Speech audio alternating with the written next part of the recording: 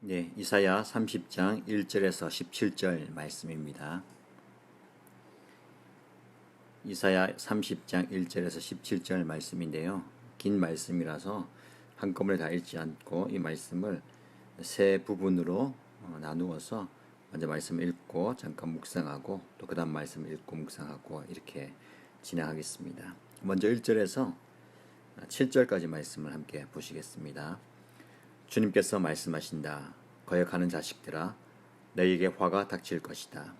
너희가 계획을 추진하지만 그것들은 나에게서 나온 것이 아니며 동맹을 맺지만 나의 뜻을 따라 한 것이 아니다. 죄에 죄를 더할 뿐이다. 너희가 나에게 물어보지도 않고 이집트로 내려가서 바로의 보호를 받아 피신하려고 하고 이집트의 그늘에 숨으려 하는구나. 바로의 보호가 오히려 너희에게 수치가 되고 이집트의 그늘이 오히려 너희에게 치욕이 될 것이다. 유다의 고관들이 소안으로 가고 유다의 사신들이 하네스로 가지만 쓸모없는 백성에게 오히려 수치만 당할 것이다. 너희는 이집트에게서 아무런 도움도 유익도 얻지 못하고 오히려 수치와 치욕만 얻을 것이다. 이것은 네겝의 들짐승들에게 내리신 경고의 말씀이다. 유다의 사절단들이 나귀 등에 선물을 싣고 낙타 등의 보물을 싣고 거친 광야를 지나서 이집트로 간다. 암사자와 수사자가 울부짖는 땅, 독사와 날아다니는 불뱀이 날뛰는 땅, 위험하고 곤고한 땅을 지나서 아무런 도움도 주지 못할 백성에게 선물을 주려고 간다. 이집트가 너희를 도울 수 있다는 생각은 헛된 망상일 뿐이다. 이집트는 맥 못 쓰는 라빌 뿐이다. 아멘. 네, 1절에서 7절까지 말씀을 먼저 읽었습니다. 오늘 본문의 말씀을 보면 정말 고집불통인 이스라엘 백성들의 모습이 나옵니다. 하나님은 일찍이 하나님의 선지자들을 통해서 유다 백성들이 이집트와 군사적으로 조약을 맺거나 그들을 의지하지 말라라고 말씀해 오셨습니다. 그런데 가만히 말씀을 보면 유다의 통치자들은 이집트에게 찾아갑니다. 그냥 찾아가는 것이 아니라 많은 재물과 또 보물을 낙타 등에 나귀 등에 싣고 거친 광야를 지나서 이집트로 갑니다. 왜 그럴까요? 이 선물을 받고 우리를 구원해 달라라는 요청을 하기 위해서입니다. 그러나 그들은 이런 어려움, 특별히 이런 정치적인 어려움을 정치적인 방법으로 해결하려고 했습니다. 이집트에 찾아가서 도움을 구하고 또 그들이 우리의 피난처가 되고 우리를 보호하는 보호자가 될 것을 구하고 있습니다. 이것은 하나님의 뜻이 아니었습니다. 그들이 보기에 가장 좋은 방법이고 최선의 방법일 것 같지만 하나님은 그것이 정말 어리석은 방법이고 망하게 되는 방법이다 라고 말씀하십니다. 우리가 읽은 1절에서 7절 말씀 보면 두 가지를 좀 집중해서 묵상하면 좋겠습니다. 2절에 보시면 너희가 나에게 물어보지도 않고 이집트로 내려가서 바로의 보호를 받아 피신하려 하고 이집트의 그늘에 숨으려 하는구나. 적들이 쳐들어올 때에 우리의 힘으로 그들을 물리치지 못할 때에 다른 나라의 도움을 구하는 것은 그 당시 지극히 당연한 방법이었습니다. 여러분, 이집트에 내려간 사실을 하나님이 탓하는 게 아니에요. 그들이 취할 수 있는 여러 지혜를 구하고 있는 방법을 탓하는 게 아닙니다. 지금도 마찬가지입니다. 우리가 어려움을 당할 때에 우리의 이 고난과 어려움을 해결하기 위해서 우리는 다양한 방법을 구상해보고 계획도 해보고 실천합니다. 그것 자체가 잘못된 건 아닙니다. 그럼 무엇이 잘못된 것일까요? 여러분, 하나님의 백성은 행동하기 전에 하나님께 물어보아야 했습니다. 어떻게 하는 것이 그리고 무엇을 하는 것이 하나님께서 원하시는 방법인가, 하나님이 기뻐하시는가를 물어야 했습니다. 여러분, 지금도 마찬가지입니다. 저와 여러분, 우리의 문제를 해결하기 위해서 우리가 당면한 여러 가지 일들을 풀어가기 위해서 행동이 필요하지요. 그러나 행동보다 더 중요한 것은 하나님께 물어보는 이것이 필요합니다. 여러분, 이게 무엇일까요? 바로 기도입니다. 여러분, 우리 기도는 우리가 원하는 것을 하나님께서 행하시도록, 하나님이 움직이도록 하는 것이라고 생각할 때가 참 많이 있습니다. 물론 우리 힘으로 할 수 없을 때에 우리가 기도하면 하나님이 일하십니다. 그러나 기도는 중요한 측면이 있는데 하나님께 물어보는 것입니다. 우리는 이 위기의 시대에 하나님께 나와서 하나님께 물어보아야 합니다. 왜 이런 고난이 우리에게 찾아왔는지, 왜 이런 어려움이 내 삶에 닥쳐왔는지, 하나님 뜻은 무엇인지, 그리고 내가 어떻게 행동해야 하는지를 낱낱이 하나님께 물어보아야 합니다. 그럼 하나님은 우리에게 대답하시고 말씀해 주십니다. 우리가 어떻게 해야 할지, 무엇을 해야 할지, 그리고 언제 어떤 방법으로 움직여야 할지를 말씀하십니다. 우리에게 부족한 게 이거예요. 행동하는 노력과 결단이 부족한 게 아니라 하나님께 물어보는, 하나님께 구하는 기도가 필요합니다. 이것이 중요합니다. 여러분, 오늘 본문의 말씀 보시면 너희가 나에게 물어보지 않고 이집트로 내려가서 그들에게 볼을 구하였다.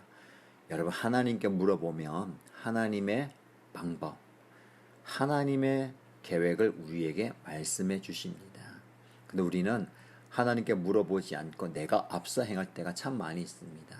내가 앞서서 내 계획과 내 방법대로 행할 때가 참 많이 있어요. 그런데 여러분, 이것이 실패의 지름길임을 알아야 합니다. 결국 7절 말씀에 하나님은 말씀하십니다. 이집트가 너희를 도울 수 있다는 생각은 헛된 망상일 뿐이다. 우리는 심사숙고하고 고민하여서 내린 결정이 우리를 문제를 해결해 줄 수 있다고 생각하지만 하나님은 그 모든 것들이 헛된 망상이다라고 얘기합니다.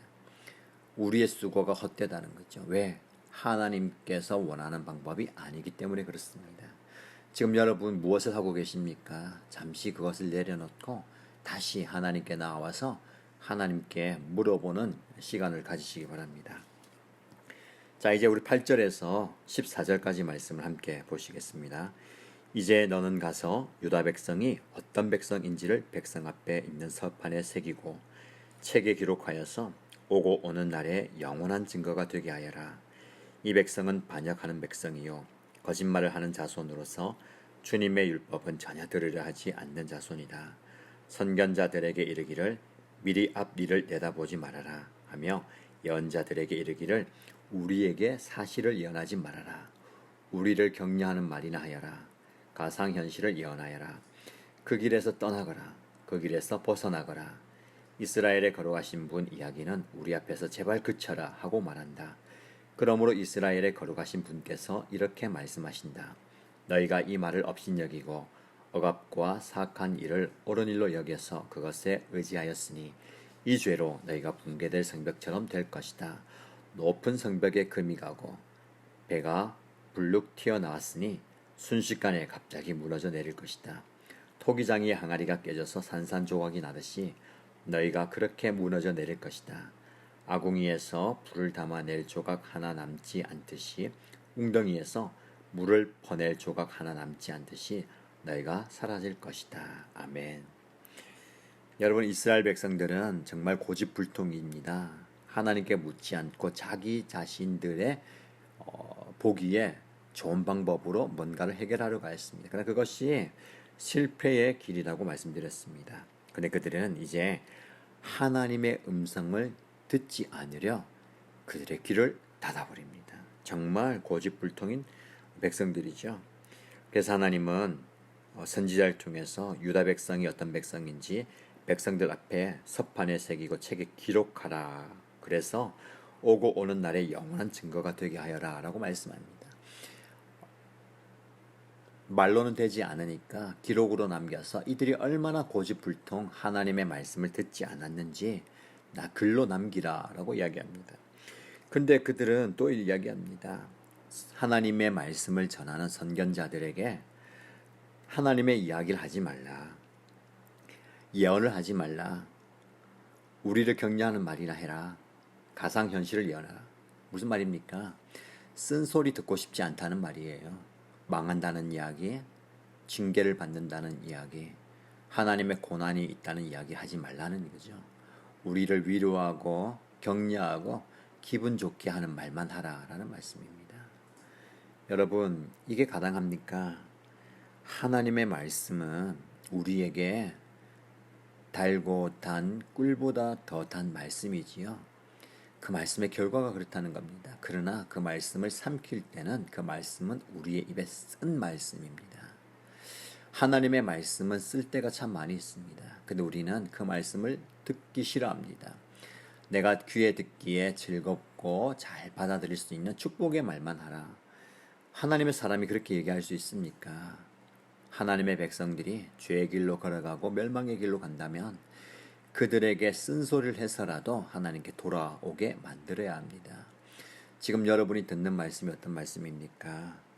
하나님의 말씀, 우리의 귀에 좋게 들리는 말씀뿐만 아니라 정말 우리가 듣기에 쓴 말씀이라도 그것이 하나님의 말씀이라면 귀담아 들어야 합니다. 여러분에게 들리는 말씀을 좀 귀담아서 들으시기 바랍니다. 내가 좀 부대끼는 말씀이라도 하나님의 말씀이라면 그 말씀을 마음에 새기고 순종하는 우리가 되어야 되겠습니다. 매일 성경 순 큐티책의 적용 부분에 이 적용을 참 잘 해놓았는데요. 거슬리는 말씀에 주목하고 귀 기울여야 합니다 라고 말씀합니다. 여러분, 하나님의 말씀은 우리에게 거슬리는 말씀, 쓰라린 말씀이 될 수 있습니다. 그러나 그 말씀에 귀를 기울여야 합니다. 왜? 우리를 살리는 말씀이기 때문에 그렇습니다. 여러분에게 거슬리는 말씀이 있습니까? 그러나 그것이 하나님의 말씀이라면 정말 귀담아 듣기 바랍니다. 지금 우리 시대에 정말 여러 가지 소식들이 참 많이 들려오고 안타까운 이야기들이 있습니다. 인간의 이야기, 세상의 이야기, 사람의 이야기 귀를 기울이지 마십시오. 하나님의 말씀이 우리를 살립니다. 여러분의 마음을 아프게 하고 여러분을 힘들게 하더라도 그 말씀이 살아있는 하나님의 말씀이라면 그 말씀을 아멘으로 받기 바랍니다. 그 말씀이 저와 여러분, 우리 사회를, 이 나라, 이 민족을 살리실 줄 믿습니다. 이게 바로 저와 여러분이 가져야 할 겸손의 모습입니다. 자, 마지막으로 15절 이하의 말씀을 함께 보시겠습니다. 주 이스라엘에 거룩하신 하나님께서 이렇게 말씀하신다. 너희는 회개하고 마음을 편안하게 하여야 구원을 받을 것이며 잠잠하고 신뢰하여야 힘을 얻을 것이다. 그러나 너희는 그렇게 하기를 바라지 않았다. 오히려 너희는 이렇게 말하였다. 그렇게 하지 않겠습니다. 우리는 차라리 말을 타고 도망가겠습니다. 너희가 이렇게 말하였으니 정말로 너희가 도망갈 것이다. 너희는 또 이렇게 말하였다. 우리는 차라리 날랜 말을 타고 달아나겠습니다. 너희가 이렇게 말하였으니 너희를 뒤쫓는 자들이 더 날랜 말을 타고 쫓아올 것이다. 적군 1명을 보고서도 너희가 1000명씩이나 도망가니 적군 5명이 나타나면 너희는 모두 도망갈 것이다. 너희가 도망가고 나면 산꼭대기에는 너희의 깃대만 남고 언덕 위에서는 깃발만이 외롭게 펄럭일 것이다. 아멘. 여러분, 이스라엘 백성들은 하나님의 쓴소리를 듣기 싫어해서 우리를 내버려 두라 그렇게 이야기합니다. 그러나 여러분, 하나님의 내버려 둠은 엄청난 재앙입니다. 그들이 하나님의 말씀을 듣기를 거부할 때에 어떤 재앙이 내립니까? 토기장이가 항아리를 만들었을 때에 그 항아리가 잘못 만들어져서 사정없이 깨어 부숴버리는 것처럼 너희들이 그 항아리처럼 산산조각 나듯이 깨어져 버릴 것이다. 아궁이에서 불을 담아낼 조각 하나 남지 않고 웅덩이에서 물을 퍼낼 조각 하나 남지 않고 완전히 바스러질 것이다 라고 말씀하십니다. 여러분, 이것이 무서운 하나님의 징계입니다. 그러나 그 징계 가운데서는 하나님은 회복과 구원의 말씀을 주십니다. 15절 하반절에 너희는 회개하고 마음을 편안하게 하여야 구원을 받을 것이며 잠잠하고 신뢰하여야 힘을 얻을 것이다. 하나님께 돌아와서 회개하고 낮아지라는 거죠. 인간이 할 수 있는, 너희가 할 수 있는 최선의 노력을 내려놓고 나는 아무것도 아닙니다. 저는 아무것도 할 수 없습니다. 하나님께서 하십시오라고 나와서 회개하고 모든 것을 맡기라고 얘기합니다. 그러나 이스라엘 백성은 그렇게 하지 않습니다. 그들은 또 힘을 구하죠. 날랜 말을 구해서 그 말을 타고 이 위기를 벗어나려 합니다. 그러나 원수는 더 빠른 말을 타고 와서 너희들을 덮칠 것이다 라고 말씀합니다. 여러분, 우리가 할 수 있는 인간적인 방법은 한계가 있습니다. 내가 보기에 그것이 최선의 방법이고 최고의 방편인 것 같지만 하나님은 우리에게 애쓰지 마라, 그렇게 힘쓰지 말라 말씀합니다. 뭐라고 말씀하시죠? 가만히 있으라. 여러분, 때로는 하나님의 말씀이 가만히 있으라 하면 우리는 가만히 있는 것이 우리를 구원하는 방법이 될 수 있습니다. 여러분, 하나님의 말씀에 대한 기다림이 이거예요. 근데 정말 이게 어렵습니다. 왜냐하면 무언가를 해야 될 것 같아요. 무언가 애쓰고 노력해야 좋은 결과가 올 것 같습니다. 가만히 있으면 망해버릴 것 같아요. 지금 이 시대가 그렇지 않습니까? 가만히 내버려 두면 안 될 것 같아요. 그래서 우리는 인간적인 방법들을 많이 동원합니다. 그러나 그 인간적인 방법이 우리를 올무에 걸리게 하고 넘어지게 합니다. 우리의 공동체를 더 힘들게 하죠. 여러분, 하나님의 말씀대로 하자니 할 수 있는 게 아무것도 없을 때에 우리는 어떻게 할까요? 그때 가만히 있는 것이 구원의 길이기도 합니다. 이스라엘 백성들이 이집트를 탈출하여서 이 광야에 들어설 때에 홍해가 그들 앞을 가로막고 있습니다. 뒤에는 바로의 군사들이 칼을 들고 창을 들고 그들을 뒤따르고 있습니다. 어떻게 할 수 없는 그때에 하나님은 너희는 가만히 서서 내가 너를 어떻게 구원하는지, 내가 너의 구원자가 되신지를 보라라고 말씀합니다. 여러분, 우리가 무언가를 할 수 없을 때에는 하나님이 하시도록 기다려야 합니다. 하나님께서 우리를 구원하실 겁니다. 우리의 방법이 아니라 하나님의 놀라운 기적과 이적을 우리에게 보여주실 줄 믿습니다. 우리는 너무 앞서 행해서 하나님께서 기적을 행하실 텐데 우리는 인간의 힘으로 내가 할 수 있는 것을 펼쳐놓다가 일이 더 어려워질 때가 참 많이 있습니다. 지금 저와 여러분 그런 상태 아닙니까? 우리의 고집을 좀 내려놓읍시다. 우리의 아집을 좀 내려놓고 하나님께서 행하시도록 여러분의 삶을 내어드리십시오. 하나님은 저와 여러분의 삶을, 우리의 미래를 책임져 주실 줄 믿습니다. 하나님께 좀 내어 맡기고 하나님께서 행하시는 것을 보고 나중에 이후에 우리의 입술로 하나님을 찬양하는 우리의 모습 되기를 바랍니다. 기도하시겠습니다. 참 좋으신 하나님 아버지,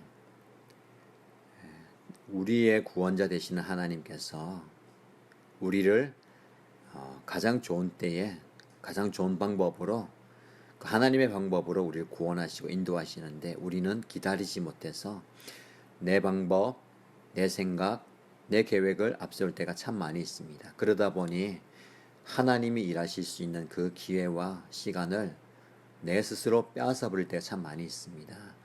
우리의 무지와 우리의 연약함을 용서하시고, 우리는 무언가 할 수 없기 때문에, 내 힘이 부족하기 때문에 가만히 하나님께서 행하실 것을 보기 원합니다.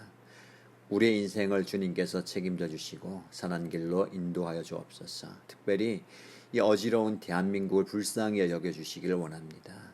저마다 자기의 목소리를 내고 저마다 자기가 원하는 행동을 하고 있기 때문에 이 사회는 점점 더 어려워지고 힘들어집니다.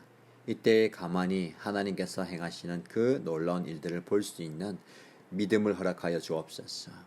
내 뜻대로 인생이 풀어지지 않고 내가 원하는 대로 모든 것이 되지 않다 하더라도 우리가 하나님께 모든 것을 내어 맡기고 하나님께서 놀랍게 일하심을 보게 하여 주옵소서. 그런 겸손함을 우리에게 허락하여 주옵소서. 오늘 하루도 하나님의 지혜를 구합니다. 무엇을 결정해야 할 때에, 무언가 행동해야 할 때에 내가 생각하는 최선이 아니라 하나님께 물어보는 저희들 되기 원합니다. 친히 하나님께 나와서 하나님의 기도의 자리에서 하나님 뜻을 구할 때에 우리 각인의 심령 가운데 말씀하시고 가장 선한 길로 좋은 길로 인도하여 주옵소서. 그렇게 말씀하심에 순종하는 우리들 되기를 원하며 예수님의 이름으로 기도드립니다. 아멘.